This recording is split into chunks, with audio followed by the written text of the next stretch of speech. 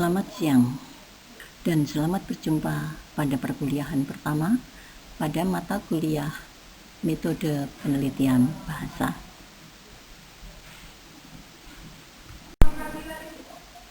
Perkuliahan pada siang hari ini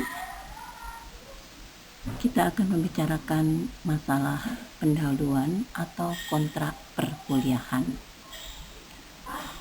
Pada mata kuliah Metode Penelitian Bahasa, sebagai pengampu mata kuliah adalah Bapak Agus Saryono dan saya, Ibu Erna Rofiati. Tetapi kelas dibagi menjadi dua, yaitu kelas A dan kelas B, dan Bu Erna dan Pak Agus akan tetap memberi kuliah pada dua kelas tersebut.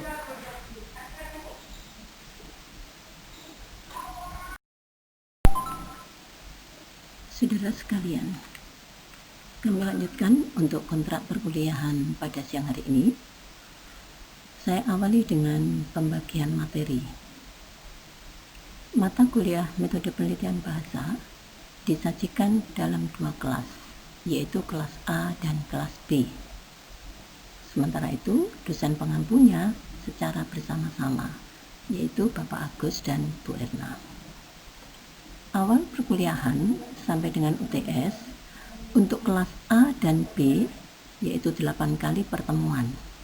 Untuk pertemuan 1 sampai dengan 4 itu pengampunya Bu Erna Rofiati, dan pertemuan kelima sampai dengan 8 pengampunya Bapak Agus.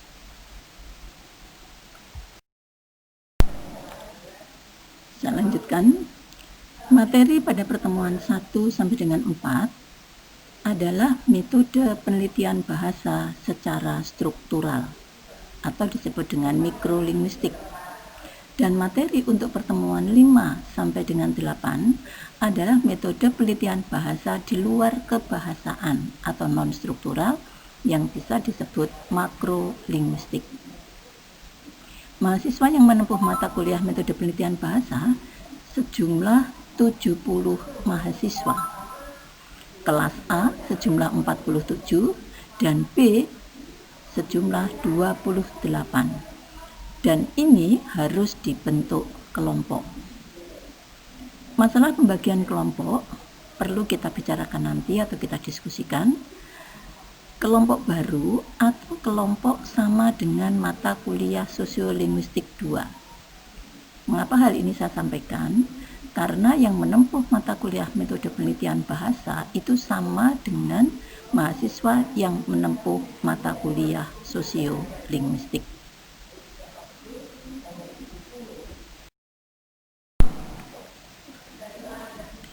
Yang dimaksud atau yang berkaitan dengan mata kuliah Sosiolinguistik 2 itu hanya sebagai informasi saja, nanti perlu kita bicarakan karena mata kuliah Sosiolinguistik 2 tidak bisa terlepas dari mata kuliah metode penelitian bahasa. Jadi prakteknya nanti, praktek untuk mata kuliah Sosiolinguistik itu juga merupakan praktek mata kuliah metode penelitian bahasa. Saya lanjutkan. Setelah UTS sampai dengan UAS, materinya adalah praktek penelitian yang berkaitan dengan mata kuliah Sosiolinguistik 2 seperti yang saya katakan tadi. Terutama temanya dan dosen pengampunya juga Pak Agus dan Bu Erna. Berikutnya, materi setelah UTS sesuai dengan materi mata kuliah Sosiolinguistik 2. Seperti yang sudah saya sampaikan, mungkin saudara-saudara belum mengikuti perkuliahan Sosiolinguistik 2. Jadi sepertinya belum nyambung ya. Tapi di sini nanti materi mata kuliah metode penelitian bahasa setelah UTS itu sama dengan materi pada mata kuliah Sosiolinguistik karena di sana menerapkan metode sesuai dengan bidang ilmu masing-masing. Nah, pada kesempatan itu mahasiswa melakukan penelitian dan diberi kesempatan untuk berkonsultasi kepada dosen pengampu mata kuliah metode penelitian bahasa dan Sosiolinguistik 2.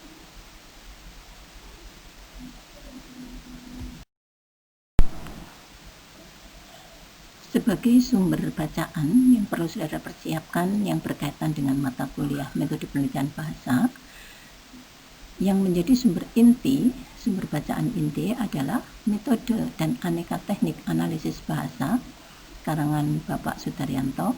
Yang kedua, metode penelitian bahasa, tahapan, strategi, metode dan tekniknya karya Bapak Maksun. Sedangkan sumber bacaan penumpang, saudara bisa mencari dimanapun, yang penting itu metode penelitian bahasa. Seperti salah satu contohnya adalah Bupati Mas. Silakan saudara mencari sendiri.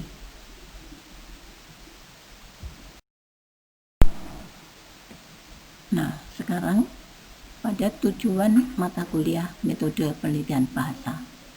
Ilmu yang kita pelajari pasti mempunyai tujuan. Nah, tujuannya adalah mahasiswa mengetahui, mengerti, dan memahami teori mendasar tentang metode penelitian, khususnya penelitian bahasa secara struktural, mikrolinguistik, dan penelitian bahasa yang non-struktural atau makrolinguistik pada umumnya.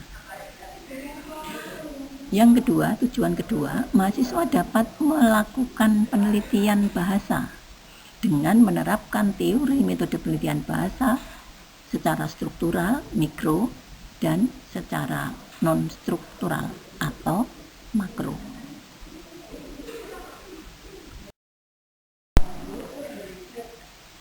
Untuk tujuan yang ketiga, yaitu mahasiswa mampu menyusun dan menulis hasil penelitiannya dalam bentuk laporan penelitian yang berupa artikel ilmiah yang dapat dipublikasikan dalam bentuk jurnal.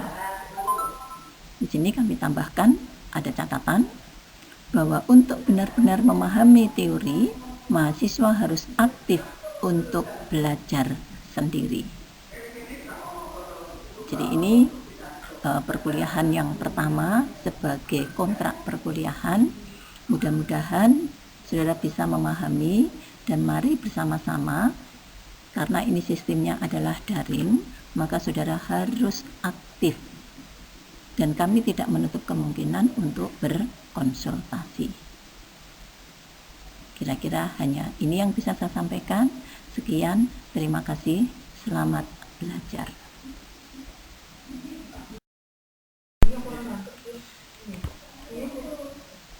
Ini saya tambahkan materi mata kuliah metode penelitian bahasa. Yang pertama, pendahuluan, kemudian yang berisi tentang kontrak perkuliahan, pengantar, dan pengertian. Yang kedua, tahapan strategis penelitian, kaitannya dengan metode dan teknik penelitian. Yang ketiga, tahapan pengumpulan data. Yang keempat, tahapan analisis data, dan tahapan pemaparan hasil analisis data.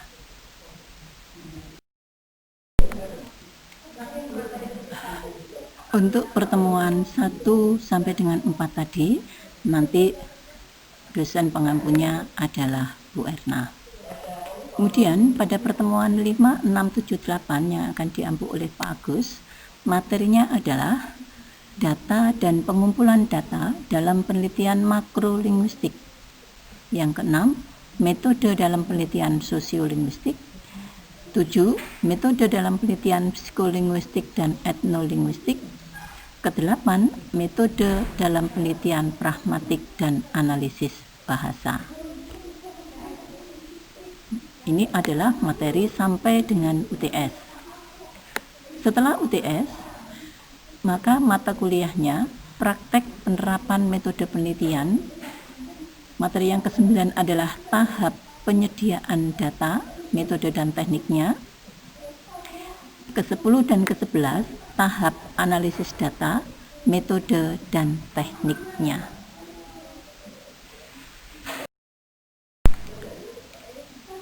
Untuk pertemuan 11 dan 12 adalah tahap analisis data, metode dan tekniknya. Pertemuan ke-13, tahap pemaparan hasil analisis data. Pertemuan yang ke-14, penulisan laporan penelitian. Yang ke-15, penulisan artikel ilmiah. Dan pertemuan 16, saudara akan mengumpulkan tugas langsung sebagai UAS.